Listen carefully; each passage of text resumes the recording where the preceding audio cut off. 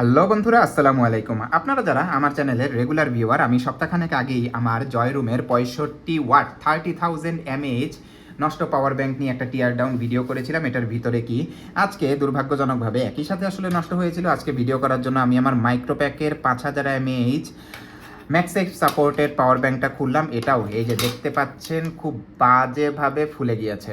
So এটা কোনোভাবেই আমি আর ব্যবহার করছি না।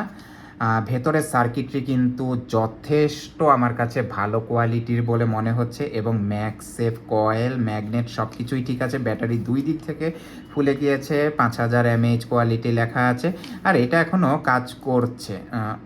এই যে এটা কিন্তু এখনও কাজ করছে, তবে আমি এটা কোনোভাবেই আর ব্যবহার করব না। জিনিসটা আমি ফেলে দিব, কারণ একটা ফুলে যাওয়া পাওয়ার ব্যাংক ব্যবহার করা সবসময় বিপজ্জনক। যে কোনো সময় এটাতে বিস্ফোরণ, আগুন ধরে যাওয়া থেকে শুরু করে যে কোনো ঘটনা ঘটতে পারে। অনেক দিন ধরেই এই পাওয়ার ব্যাংকটা ফুলে গিয়েছিল।